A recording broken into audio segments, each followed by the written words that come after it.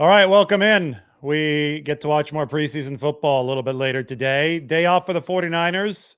Still recapping the preseason game, sifting through some of the information. I had the big tape review earlier this morning, which I think should answer most questions. I think that was as thorough as it can get. But the 49ers had some good times in Nashville that went beyond just the game itself. You know, George Kittle, like me, lives here over the offseason. And the players who weren't in the lineup yesterday, the starters, and that included Brock Purdy, the starters who traveled, they went out to George's house. It's called the Barn, where he works out. They went out to the barn outside of Nashville, and they all had a chance to partake in a workout because they weren't playing in a game later that day. How's this for team bonding in Nashville? I thought this was really cool. We've seen guys who live out here in the off-season work out with George. Juwan Jennings was part of that this year. Trent Taylor works out there a lot as well. But here you see 49ers on an active trip to a game at the football field, the 40-yard field that George has installed, and you see him working out in the weight room as well. So really, really fun stuff just outside of Nashville for Kittle. Good bonding. You're going to see Kittle with Brock Purdy here in a little bit, visiting with all the guys. Juwan Jennings is really hard to miss with his hair. You could see Juwan in his hair over there. There's Kyle Juszczyk, the only one wearing a white shirt. I guess he didn't get the memo. Neither did George. George doesn't have the red shirt. Deebo Samuel, fresh off his nice dinner in Nashville with all the guys. I've actually never seen anything like this with an NFL team before. You know, and it's worth talking about. I've mentioned this a lot. This is my 8th season covering the 49ers, but they've managed to keep a college-like feel in their locker room that you don't really see all too often around the rest of the league. I've been in other locker rooms, and there's more of a mercenary-like feel. And one thing that Kyle Shanahan and John Lynch pledged to do in 2017, because they thought it'd help build a sustainably good team, is foster that kind of college-like camaraderie. And I think you see it here with all the guys eating after they're working out.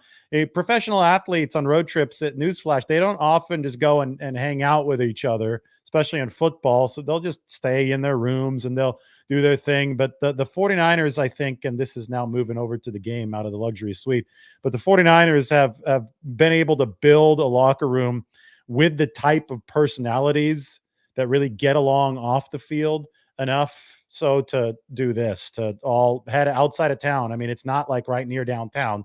They had to leave into the countryside to George Kittle's property to go work out, and that includes the star quarterback, Brock Purdy. We can go left to right. George Kittle, Kyle Juszczyk, Devondre Campbell, Deebo Samuel, Jake Brendel. Can't tell who that is in the middle, given the peace signs.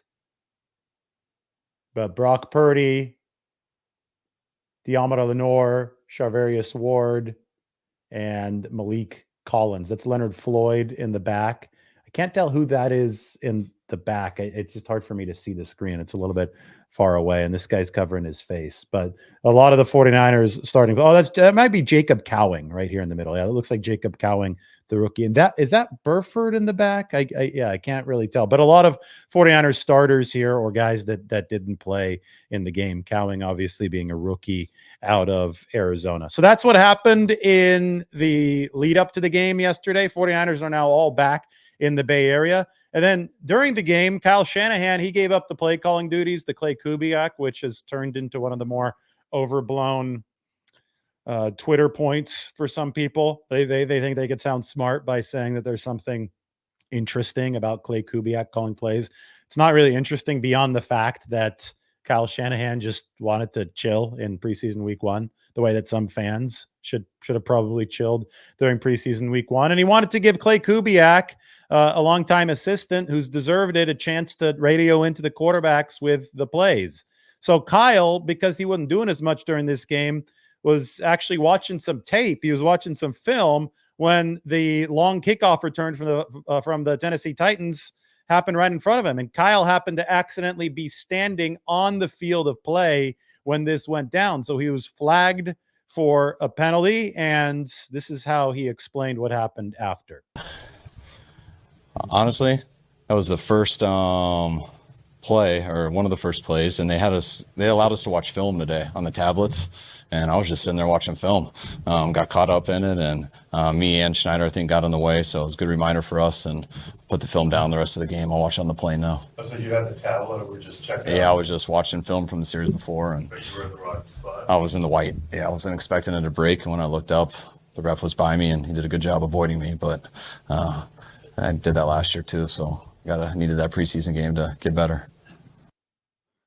So I mean, it just gives you an idea. So you get little quirky stories like this out of the preseason, which I certainly do appreciate. Then you get actual stuff out of the game. Malik Mustafa was a definite 49ers standout. And Jordan Mason, who I mentioned, had the 40 family members since he grew up here in this Nashville area. So he had a blast out there, running like a madman and then scoring the touchdown where Dominic Pooney helped push him in.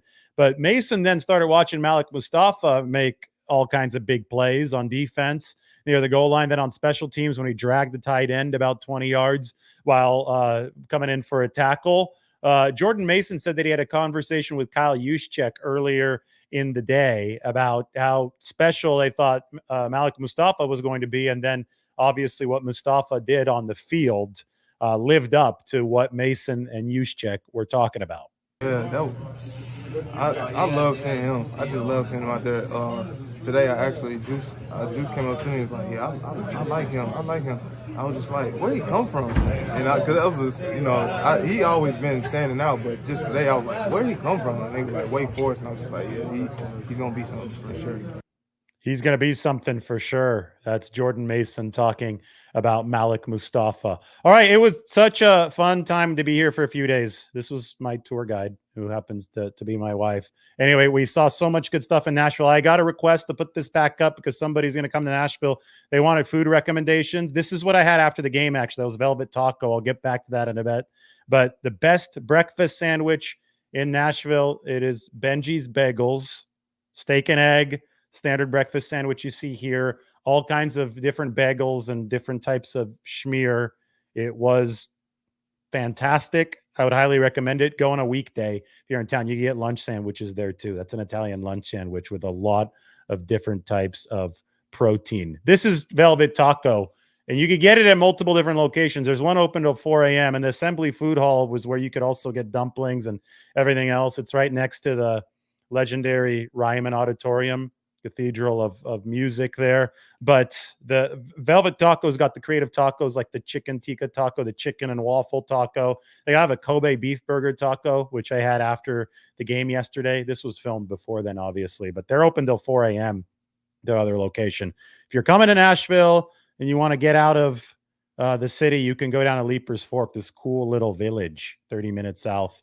Check out Fox and Lock and check out this little hidden double cheeseburger. Really, really, really good stuff. And then they've got a San Francisco themed deli. If you missed the San Francisco sandwiches, Grateful Dead posters on the wall, Dutch Crunch bread from Levon, the owner, who you see right here, bakes it every day. And I know it's hard to find a good sandwich outside of the Bay Area, but you could definitely find one here in East Nashville. Very, very big sandwich, I should say. That Dutch Crunch was baked to perfection by Levon and his crew the day that we went. So there's your Nashville food. It was a hell of a trip. Too bad it was only a preseason game, but we had some fun. Mike's sending me a little bit more data here after the good times in Nashville. He said that Jarrett Kingston had 21 pass blocking opportunities, did not give up a single pressure. Dominic Pooney, 14, did not give up a single pressure. Drake Nugent gave up one pressure. That's the rookie center. But Drake also had the false start on the final drive that had the 10-second runoff. That wasn't good for the 49ers. It was, first game, people reading too much into this stuff are wrong going in either direction. All you could say is honestly, evaluate this like a glorified practice, one where the guys get to play full speed. I think the 49ers needed to see a few things happen. They saw those things happen with the exception of staying fully healthy, but it's tough to fully get that wish. Ambry Thomas did break his forearm. All right, I understand that it's Garoppolo against Trey Lance on TV right now with Tom Brady announcing, right? Or is he announcing another game? I don't know. I want to go watch Garoppolo against Lance. I think that's the game that Brady's debuting on. Should be a good little confluence of storylines. Let's go turn on the TV and watch. Take care.